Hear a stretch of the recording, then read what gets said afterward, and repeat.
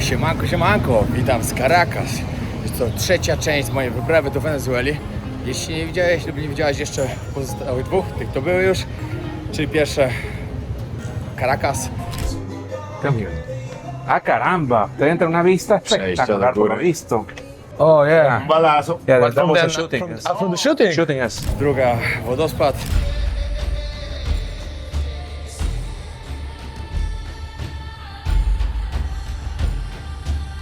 I teraz trzecia, to będą 3 dni, ponieważ kolejne 3 dni czekają mnie bardzo ciekawe. Za chwilę przyjeżdża po mnie Ben, ruszamy w trasę i wrócę tu dopiero na lotnisko. Głównym sponsorem kanału jest marka SFD Suplementy Diety najlepsze na rynku. Użyj kodu wojownik 10, aby dostać 10% zniżki. Sponsorem kanału jest wypożyczalnia samochodów. Odkryj auto działające na terenie całej Polski oraz w Hiszpanii. Na hasło wojownik 10 dostaniecie 10% zniżki.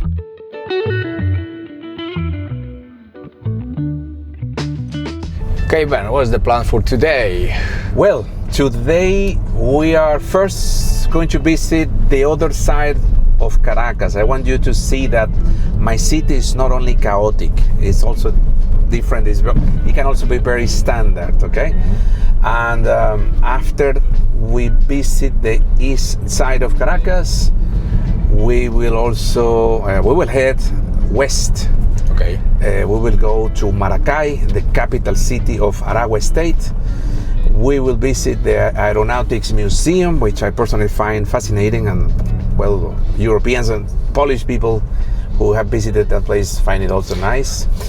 And also from there we will attempt to visit the Rancho Grande biological station, which was known as the Rancho Grande Hotel. It's an abandoned hotel in the middle of the forest. We'll try, okay? Okay. And after that, we will continue to Choroní with different stops along the way. Yeah, and tomorrow we'll be all day in Choroní. We will be in the morning in Choroní, and then you will go to Chuao. Ah, Chuao, We'll go okay. to Chuao to do the Devil dance. exactly the Yeah. dancing devils of Chuao. And, Yeah, tomorrow is a special day here, it's yeah? a special day, and it only runs once a year. So it is only tomorrow. Next time will be in 2027. So I was lucky. yeah, exactly. I'm happy that you're going to cover such an interesting religious celebration that is rare, because we have different celebrations similar to that. We have different dancing devil celebrations in different parts of Venezuela. Okay. But that Chuao celebration is rare, and you will see why.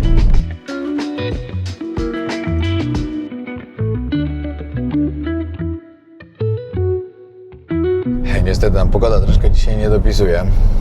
Pada, rano było ok, ale teraz się już rozpadało.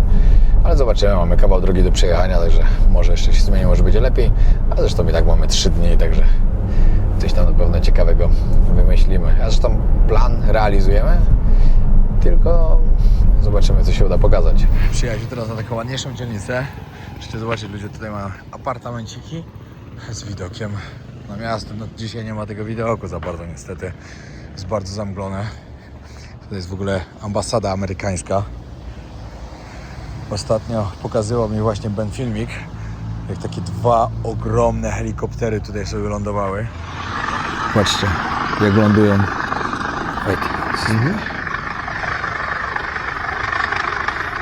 I tak sobie właśnie lądowały tutaj przy tym czerwonym drzewie, co tam jest. Pokaz siły po prostu. Żeby rząd wiedział, że Amerykanie cały czas tutaj swoje będą robić. Ale co ciekawe, też powiedział mi, że oni są w sumie zadowoleni, że ci Amerykanie tutaj to jakby mają takie, wiecie, wpływy swoje, ze względu na to, że paliwo, które biorą, to kupują i pieniądze trafiają teraz do rządu, który nie okrada całości tego. No bo wcześniej wiadomo, Maduro wszystko kradł. Wszystko było dla niego, a teraz już jest trochę inaczej z tym. Ta pani prezydent, która tutaj ma być nową prezydentową, panią prezydent, ma 70% poparcia już, także w 100% zostanie i podobno jest to dobra osoba na to stanowisko. Kurczę, na dzisiaj niestety, za dużo wam tutaj nie pokażę. Co mnie jeszcze zastanawia, jak tutaj musiała wyglądać ambasada tego 3 stycznia, jak oni wtedy aresztowali Maduro i jego żonę. Na pewno byli, wiecie, przygotowani na to, że ktoś może tutaj przeprowadzić atak na ambasadę, no bo hello, no, porwali prezydenta obcego kraju, jakby nigdy nic. Jak w ogóle do tego mogło dojść? To jest dla mnie to niesamowite. Znaczy ja wiem jak, no bo tu podobno niektórzy ludzie też byli w to zamieszani, że po prostu, wiecie, no, przymknęli oko na to, że te helikoptery przyleciały, że go aresztowali. Zabili wszystkich jego ochroniarzy, którzy byli Kubańczykami, 35. Pomyślcie, jakie on nawet nie ufał już własnym ludziom, tylko z innego kraju najemników wynajął do ochrony. No i wszyscy zginęli. A on jest w Stanach Zjednoczonych i już stamtąd nie wróci. Amerykanie od razu powiedzieli, że jak tylko ktokolwiek zaatakuje ambasadę, to źle się to skończy. I nikt się nie odważył. Patrzcie, jak sobie tutaj leciały. Tu dokładnie nad tym budynkiem. Zobaczcie.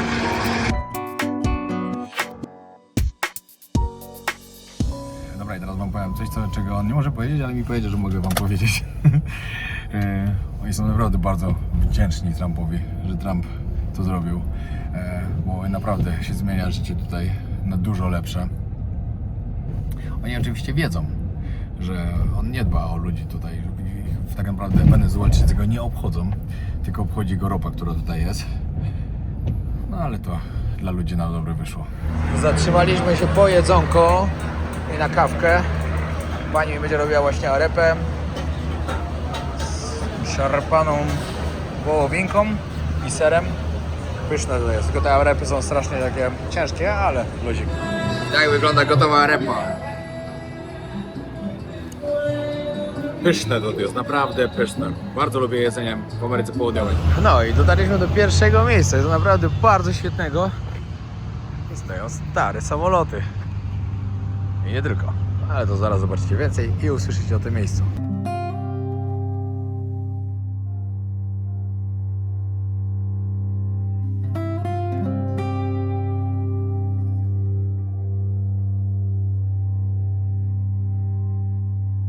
O, i tu są naprawdę stare samoloty. To jest stary Dodge z 1926, 100 lat. Najważniejsze rzeczy, które musicie wiedzieć o tym miejscu, to jest jedyne muzeum lotnictwa w Wenezueli. Jest tu ponad 40 eksponatów różnych samolotów. I to jest takie trzecie najważniejsze muzeum właśnie w całej Ameryce Południowej. 40 różnych eksponatów, maszyn z różnego czasu, naprawdę. I zaraz wam po kolei pokażemy. Fajne miejsce, naprawdę cieszę się, że tutaj przyjechaliśmy. Lubię takie miejsca oglądać.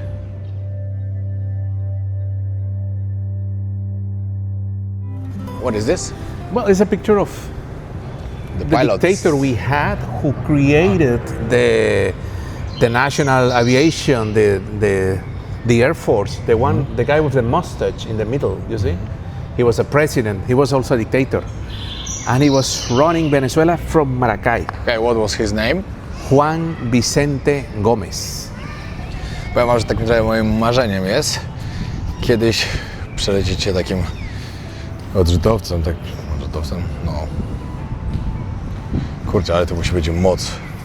Nie wiem, czy bym dał radę w ogóle wytrzymać w środku.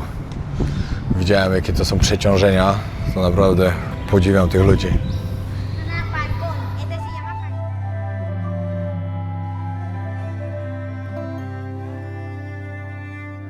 Nord American T2D, który rok 1972. Nie no, powiem wam, że niektóre samoloty to są takie, że ja naprawdę się zastanawiam, jak ludzie się nie bali tym latać. Chociaż to już spoko wygląda. Douglas C-47 Sky Terrain z 1947 roku.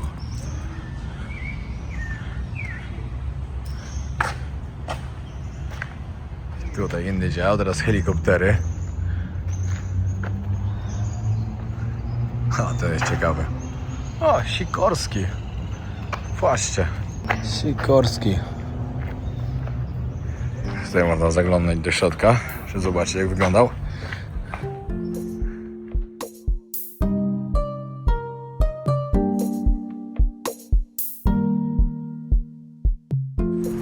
Zaraz tam wejdę do środka, wam pokażę, jak wygląda. Ale to teraz co ciekawe, chcę będę powiedzieć. To jest bardzo ważny samolot właśnie w tym muzeum.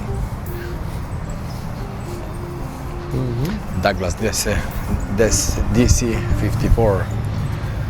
Okay, why is important? Well, we had a dictator who actually built most of the country. His name was Marcos Pérez Jiménez. In 1958, he was defeated. He was removed, and he escaped in this Douglas C-54. This was the aircraft he used to escape. There are videos on YouTube and many pictures everywhere. It's probably the most iconic aircraft in this museum. La vaca sagrada, the sacred cow. I don't know how you translate that. Kurczę, no w takim nigdy nie byłem w środku. Powód transportowy dla żołnierzy, bojowy. Kurde, jak w filmach. Ale czad.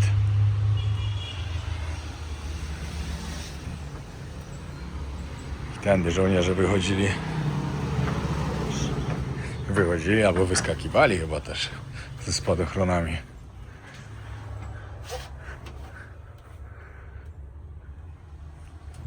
Dobra, tu jest kolejny. Ciekawy. Też spróbuję wejść z tyłu. Fajnie, że jest taka możliwość, naprawdę. Nigdy nie miałem okazji wcześniej. Ten to jest... Ten tutaj nie ma siedzeń. Może tam był po prostu transportowy, ale do transportowania sprzętu bardziej. Chyba że jest rozmontowane wszystko.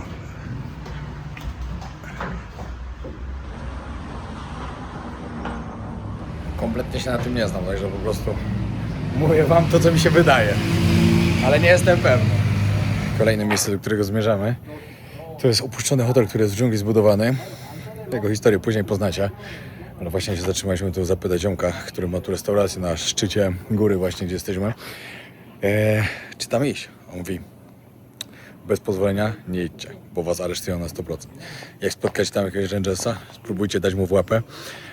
Jeśli się zgodzi, wtedy możecie iść, ale bez tego nie idźcie na pewno, bo będziecie mieli bardzo duże kłopoty. No, także zobaczymy zaraz, czy nam się w ogóle tam uda wbić. Brama zamknięta na kłódkę, no ale to by nie był problem żaden, było łatwo przeskoczyć. Ale trochę się boi.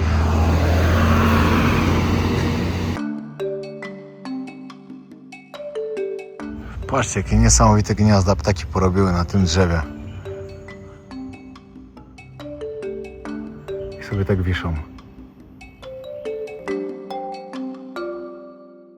Dobra, byliśmy w środku, ale niestety był z nami ranger i powiedział, że możemy to zobaczyć. Znaczy, że ja, bo wiadomo, będę już widział.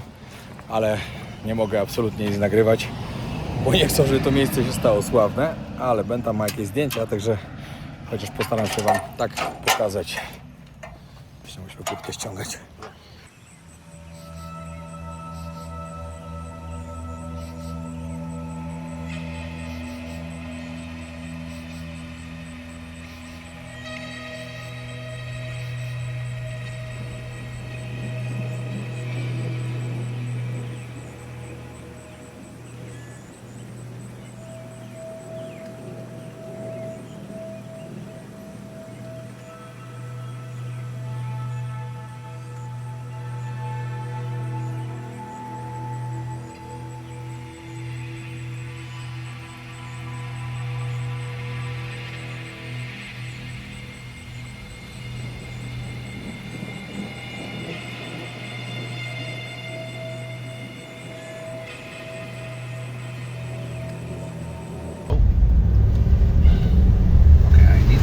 No i dojechaliśmy do Choroni.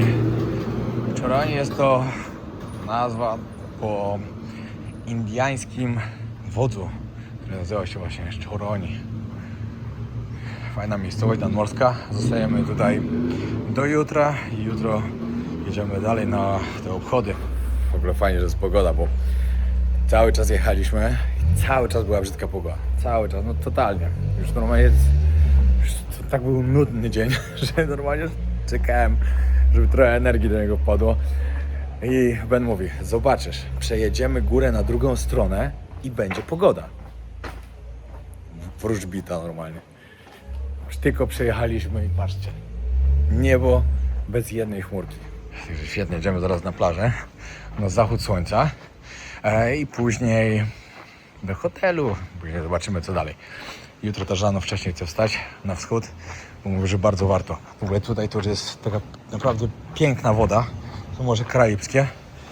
Także kolor będzie świetny i nie mogę się tego doczekać. No idziemy się teraz przejść przez miasto, czy przez wieś raczej. No to jest wieś i do plaży.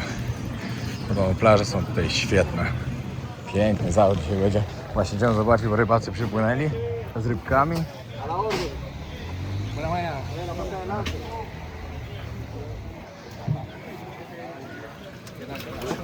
Ładne tuńczyki. Nadmorski klimacik. Lubię takie miejscowości.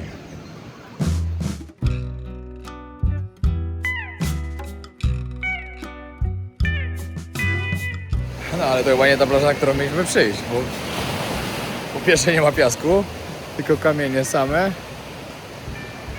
Nie ma palm, no to na pewno nie tam, bo tamta podobno jest piękna z palmami. Dobra, sprawdziłem, ta ładna plaża jest dokładnie za tą górą.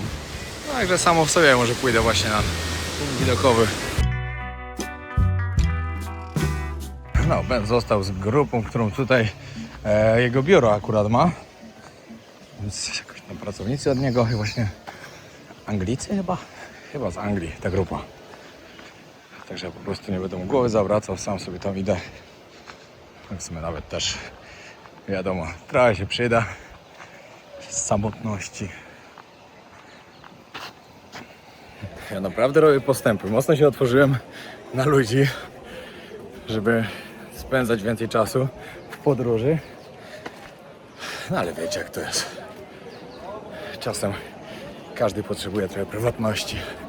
I chyba prawdopodobnie się dopiero jutro zobaczymy po śniadaniu. Ciekawie to wygląda.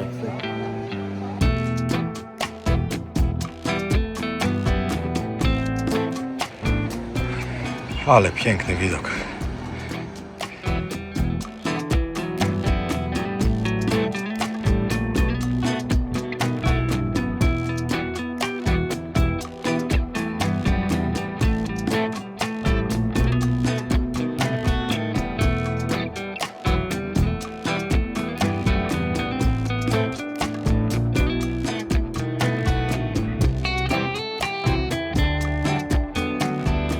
No i mogliście zobaczyć z drona, jak tutaj jest pięknie.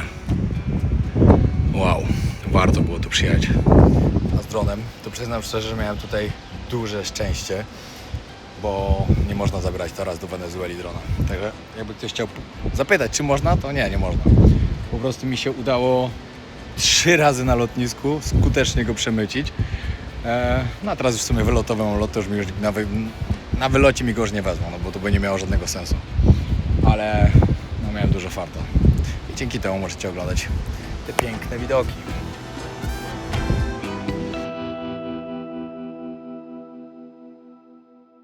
Hej, w ogóle wam powiem fajną sytuację. Jak sobie o tym myślę, to mi się tak chce śmiać. Ben, nie obraź się, ale to było na maksa śmieszne. Muszę o tym powiedzieć. Wczoraj, wiecie, przed lotem byłem taki zestresowany trochę. Kurde, jak to zrobić, żeby drona nie wzięli? Jak to zrobić? Bo na pewno nas będą kontrolować na lotnisku. Nie kontrolowali, ale na pewno nas będą kontrolować. 3 razy to słyszałem, 3 razy nas nie kontrolowali. Ale no rozumiem, wiecie, on tu mieszka, wie co tu się działo, ma inny obraz na to wszystko. Ale tak, przychodzi do mnie i tak całkiem poważnie mówi. Mówi tak, Piotr, wiem co zrobimy. Ja mówię, Ben, spokojnie, ja się nie martwię o tego drona, spokojnie. Wytłumaczy się jakoś, na pewno wezmą to, a jak nie, to poproszę ich po prostu, nie wiem, no trudno, zobaczymy, no. Wierzę, że się uda, w wielu miejscach byłem, nie brali, to też może nie wezmą. Mówi tak, ale mam pomysł. Ubrudźmy twoje ubrania z góry czekoladą, żeby myśleli, że to kupa. Ja mówię, co nie żartuj. On mówi, tak, zobaczysz, otworzą twój plecak, zobaczą, że jest kupa na górze, to od razu go zamkną i ci oddadzą, nawet nie będą szukali. Ja mówię, nie. Nie, dziękuję. Nie będę smarował swoich ciuchów czekoladą, żeby ktoś na lotnisku pomyślał, że się zesrałem w gacie i pół plecaka mam osrane. Nie. Ale to było takie śmieszne, bo on tak totalnie na poważnie to mówił. I jak ja bym powiedział tak, to byśmy to robili. No nie, to było coś, z czym musiałem się z wami podzielić, bo to była tak zabawna sytuacja. No, a wracając do tego, co tutaj mam, cudowne miejsce. Już się nie mogę doczekać jutro poranka. Po poranku pójdę na tamtą plażę, bo w sumie teraz planowałem iść, ale poszedłem w tą stronę, na szczyt góry. Trochę mi się źle skręciło, a to trzeba było iść naokoło góry, ale spokojnie, rano wstanę i tam pójdę, bo bardzo warto, bardzo dużo palm, piękna plaża, piękna woda, tutaj woda też będzie piękna, także trochę więcej zobaczycie z tego drona.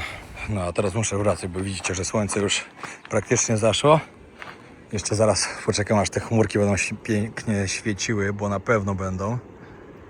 Zawsze tak jest, jak zajdzie słońce, to dopiero wszystko zaczyna pięknie świecić. Także chwila, moment i będzie piękny pokaz pewnie. W ogóle oni kochają jeść arepy. Arepy to są placki robione z mąki kukurydzianej, smażone grubo na oleju. Czyli są po prostu ciężkie, tłuste. No ale to jest przysmak tutaj. No i dzisiaj 3 razy już zjadłem taką arepę. Raz miałem na śniadanie, później miałem z mięskiem, to co wam pokazywałem. I później jeszcze raz to samo, bo wzięliśmy sobie jeszcze to na wynos, bo takie dobre było. Powiem wam, że nawet nie myślę o kolacji. Po prostu czuję, że mam tak pełny żołądek, że nawet nie mam zamiaru już dzisiaj nic zjeść. Bo no nie wiem, kiedy mi się to strawi. Ale strasznie ciężkie to jedzenie jest. No ale pyszne. Bardzo mi smakuje. I to jest problem. Wiecie co, uwielbiam być w miejscu, w którym nie mogę doczekać się poranka. Bo wiem, że rano czeka mnie tutaj coś niesamowitego, o ile nie będzie padało. Bo też tak może być. Także nakręcam się tak w połowie. Nie tak na 100%, ale mam nadzieję, że będzie dobrze. Trzymam kciuki za to. Muzyczka leci, klimacik jest na ulicach. Ameryka Południowa. Za to właśnie tutaj lubię ten kontynent. Amerykę Południową naprawdę bardzo lubię. Oczywiście moim ulubionym kontynentem jest Azja, no to jest oczywiks. Ale Ameryka Południowa, no chyba na drugim miejscu. Tak mi się wydaje. Tomorrow morning, of course, you get more likes for murals. Your murals are amazing. Yeah, I really like this city. You like it? Yeah, it's really good vibe. Exactly. Like really Latin America. The music playing everywhere. Exactly. Colorful. Colorful, friendly. Yeah, you know, friendly safe. people. Yeah. Yes.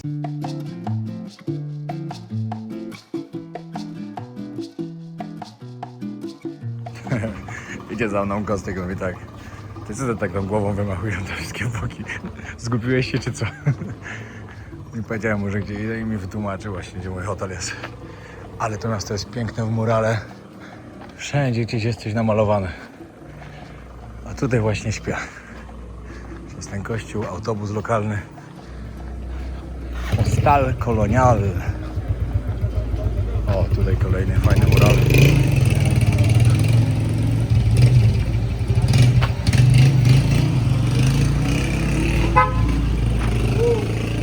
Sklepik lokalny jakiś. To mój hotel.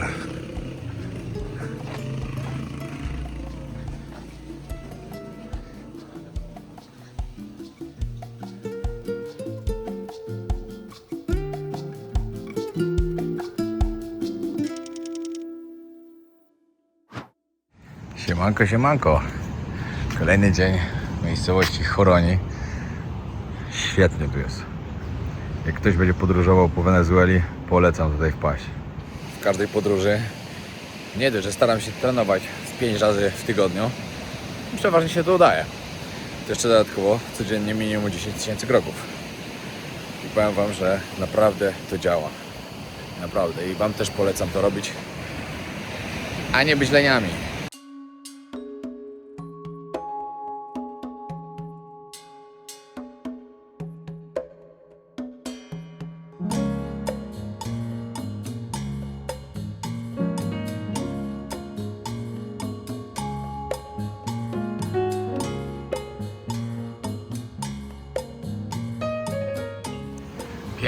Naprawdę zadowolony jestem, że tutaj przyjechałem. No nie ma jeszcze tego słońca takiego, ale właśnie Ben napisał mi, że przyszedł do nich, bo jadą też w jakieś fajne miejsce i chcą mnie zabrać. Także jadę. Chcę korzystać ile się da. Dzisiaj jest praktycznie mój ostatni dzień, no jeszcze jutro mam połowę dnia, ale z takiego zwiedzania to dzisiaj jest praktycznie ostatni dzień, także muszę to fajnie jeszcze wykorzystać. Turbo na maksa, jestem zadowolony z mojej podróży po Wenezueli. Niesamowite, fajnie. Doświadczenie super, ludzie super, jedzenie, wszystko na plus.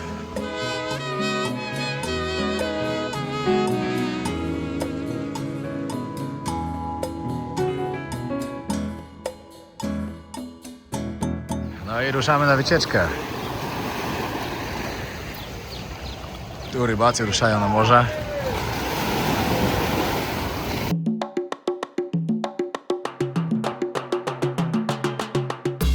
Nie no, ogólnie kolor wody tutaj by był naprawdę karaibski. Bo jest cudownie czysta woda, no ale nie ma słońca. Jednak w takim miejscu słońce jest tak potrzebne. Wszystko wygląda inaczej.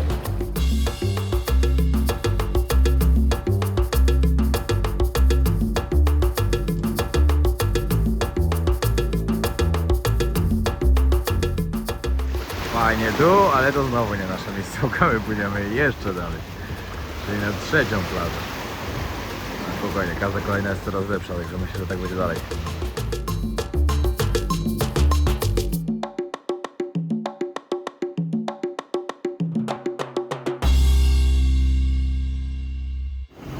No i wróciliśmy do miejscowości. Tutaj można dotrzeć tylko od strony morza. Nie ma żadnej innej drogi i ci ludzie podobno nawet nie chcą, żeby było.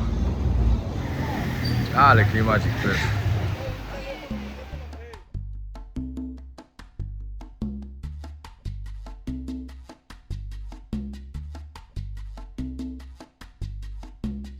Jedziemy właśnie przez plantację kakao.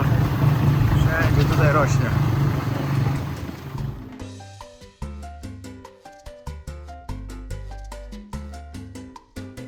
Joao, this is probably one of the most meaningful or important trees in the village. It's called the tree of the 1,000 faces. The legend says that every time someone dies in the village of Chua, a new face pops up on the tree. Wow, That's a legend, okay, that they believe. very interesting.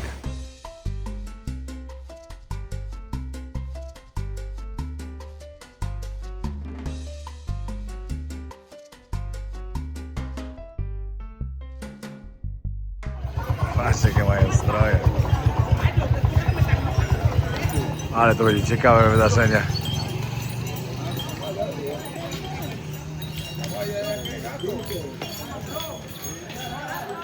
No i to wszystko tutaj będzie organizowane. Tylko później, dopiero około 16 się to zaczyna. W ogóle będę spał tutaj u kogoś w domu po prostu, bo tu nie ma żadnych hoteli. Jesteśmy naprawdę na totalnym odludziu. No teraz pytałem Dave'a, żeby się upewnić na pewno o to, jak z tą drogą, no to nie masz żadnej drogi przez góry, tylko od strony morza się można tutaj dostać, a jakby się chciało iść pieszo, to 4 dni do jakiejś pierwszej wioski tam niedaleko tego Maracay. Także bardzo, bardzo daleko. Ale to jest wyjątkowe miejsce. To są właśnie podróże. No i widzicie, no, jakbym przyjechał tutaj i nie pogadał wcześniej właśnie z Benem, powiedziałem Dave'em, z Benem wcześniej, żebyśmy razem pozwiedzali, to bym nie zobaczył takich fajnych miejsc, nie pokazałbym wam tego. Także mega, mega się cieszę i naprawdę mega polecam. Później jeszcze trochę powiem, żeby opowiedział trochę o sobie, żeby osoby zainteresowane w ogóle przyjazdem do Wenezueli trochę mogły go lepiej poznać. Ale chłop naprawdę mały na karku, wie co robi. You know how they transport all the cars to this village, like that. And there is a viral video on YouTube. Patrzcie, I want to show you. na 2 łodziach samochód i tak go tu dostarczają. Jak ty chcesz mieć furkę tutaj, no to inaczej nie da rady. Przez góry nie przejadą. Wow. Tu różne zdjęcia właśnie z tego wydarzenia z tego Devil's Dance.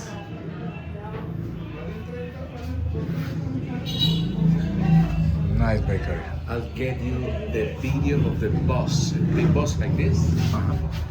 Like this. Big boss on the boat. How is possible? In two boats, you'll see. Two boats? It's on YouTube. Ha! Teraz mi powiedział, że ten autobus też tutaj na łodziach dotarł.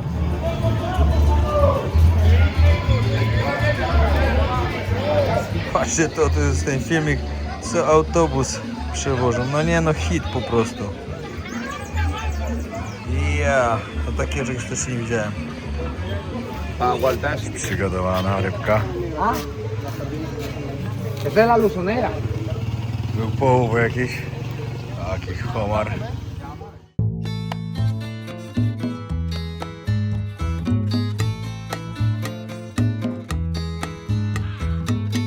Przed domkiem mam, znaczy przed pokojem, drzewo awokado. Patrzcie, ile go tu rośnie wszędzie.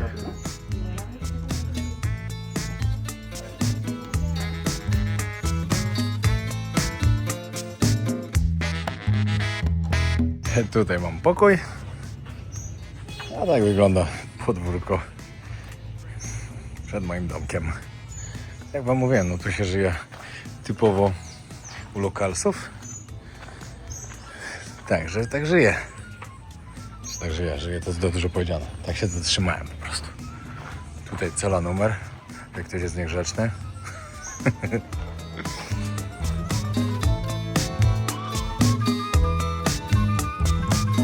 No i teraz się pogoda zrobiła. A jak trzeba było ładną pogodę mieć, jak latałem dronem, to nie, chmury musiały być. Ale to nie nic. Jest tak fajny dzień dzisiaj. Tak pozytywny. Idę właśnie na obiad też do domu kogoś. Tam po prostu robią obiady. No i za 2 godziny, za 2 godziny się zaczynają obchody. I Devil's Dance. Ale to będzie ciekawe przeżycie. Później wam Ben oczywiście wytłumaczy, o co w tym chodzi. Bo to jest też ważne, żebyście o tym wiedzieli. Bo ja mówię do niego, kurde, obchody Bożego Ciała, a co są tańce diabłów? No kurde, coś nie gra. No i on mi to wytłumaczy. Fajnie, ale ja wam tego nie będę tłumaczył, wolę, żeby on to zrobił. Ej, to jest ten autobus z tego filmu, co wam pokazywałem. No i tu.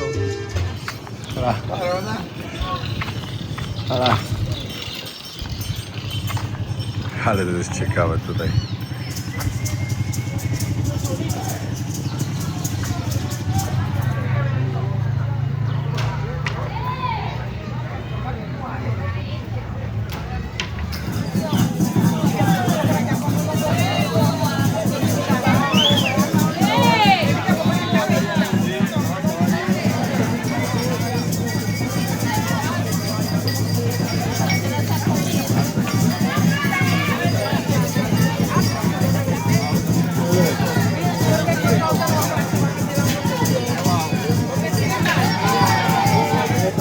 Świetne, to jest z każdego kąta wychodzą te diabły.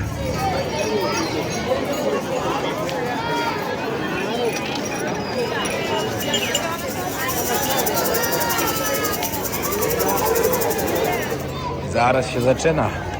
Przestawiają mi gdzieś poszukać Bena. Gdzie jest?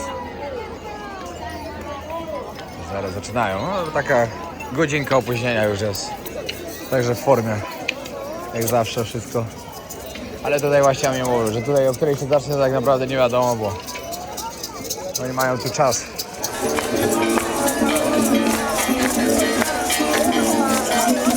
Gracias, hermana querida. Muchas gracias.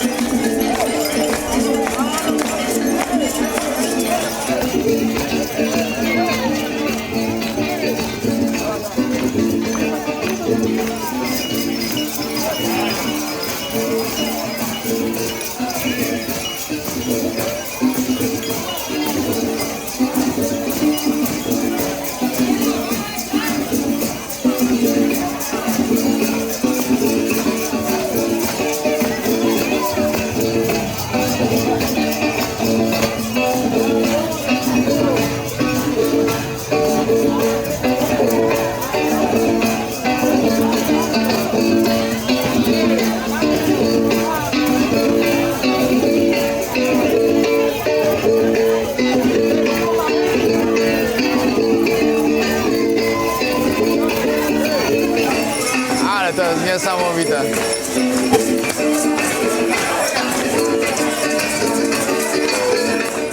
Te salve María, llena eres de gracia, el Señor es contigo. Bendita tú eres entre todas las mujeres y bendito sea el fruto de tu vientre, Jesús.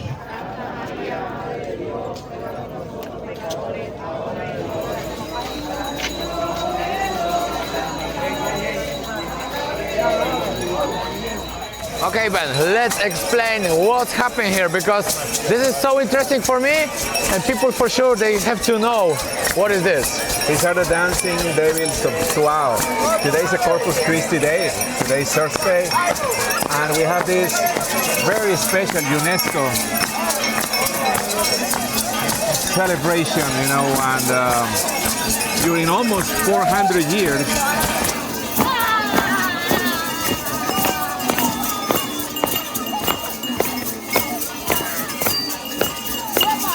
Why they do this? Why they do Devil's Eye, and what's that meaning?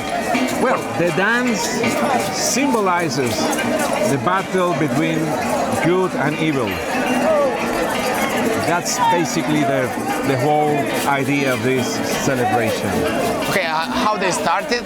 Because this is like Creole, the African people mix with the Indigenous yeah, Spanish. One second. with the one Spanish, second. One exactly. second.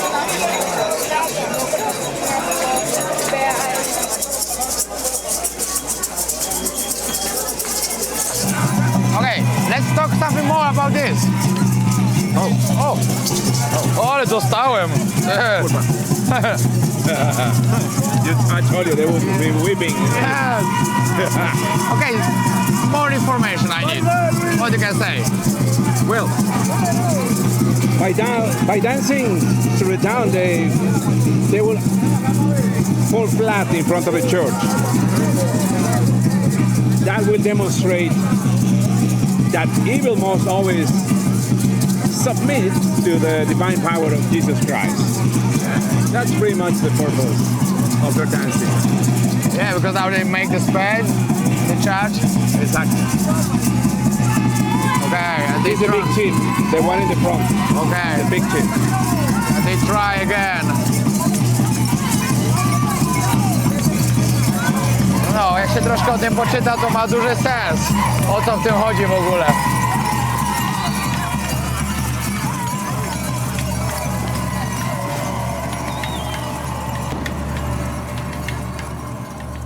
Choć przewodnik wspominał o tej tradycji, warto doprecyzować, skąd właściwie wzięły się te niezwykłe tańce diabłów. Tradycja Diablos Danzantes powstała w czasach kolonialnych, gdy Hiszpanie wprowadzili katolickie święto Bożego Ciała. Według przekazywanej od XVIII wieku legendy, gdy zabrakło pieniędzy na organizację procesji, miejscowy kapłan miał powiedzieć, że jeśli nie przyjdą wierni, przyjdą nawet diabły. I właśnie wtedy ludzie przebrani za diabły mieli wyjść na ulicę i symbolicznie uklęknąć przed Najświętszym Sakramentem. Od początku więc diabły nie były czczone, lecz przedstawiały siły zła pokonane przez dobro. Z czasem do tego katolickiego obrzędu dołączyły elementy afrykańskie i lokalne tradycje, rytmy bębnów, maski, tańce i zwyczaje przywiezione przez niewolników oraz zachowane przez rdzennych mieszkańców. Dlatego dziś ceremonia jest mieszanką katolicyzmu i lokalnej kultury. Świetnie, że tutaj trafiłem. Naprawdę, Ben, dziękuję Ci, że mnie tutaj wziąłeś, bo to jest coś niesamowitego. W ogóle miałem ładnego farta, że akurat w tym okresie jestem w Wenezueli. No, nie zapomnę tego miejsca, na pewno. Co ciekawe jeszcze, tutaj jest też tak, że młode chłopaki mają 2 rogi na masce. To symbolizuje, że są po prostu zwykłymi żołnierzami. Tak mogę powiedzieć, tak to nazwę. Ci, którzy są już starsi rangą, ci, którzy przewodzą tym stadem diabłów, mogą mieć 2 albo 3 rogi. Dlatego to oznacza, że mają wyższy status i tamci mają się ich słuchać. W całej Wenezueli jest 11 takich bractw, które robią właśnie Devil's Dance.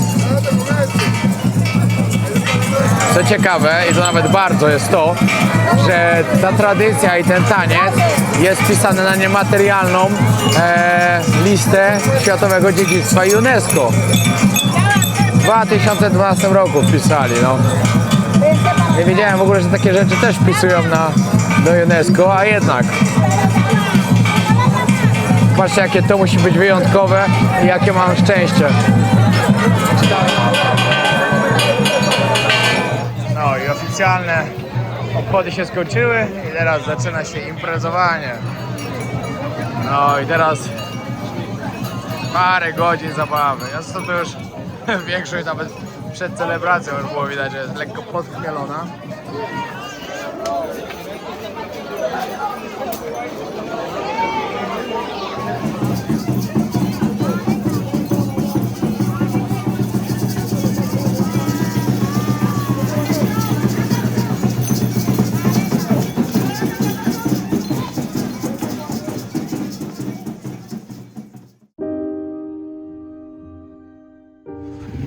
Piąta rano, przyjechali po nas, zaczynamy naszą wyprawę powrotną do Caracas.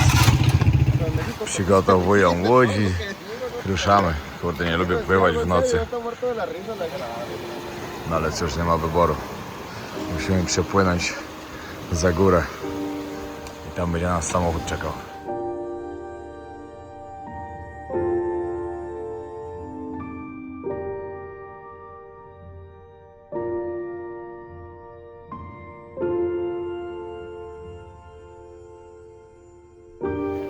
Okej, bezpiecznie dotarliśmy. Całe szczęście. Czeka już kolejny kierowca, który mnie odbiera. I ruszam kolejną część trasy przez góry.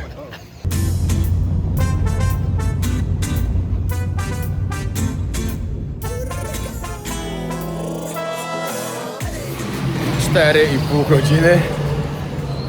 Motorek, łódka, 2 taksówki. Jestem na lotnisku. Teraz lot do Panamy, prawie 2 godziny, postój 6 godzin, później znowu 2 godziny lot do Nikaragui, taksówka. I także o 5 rano zacząłem podróż, a dotrę pewnie 23.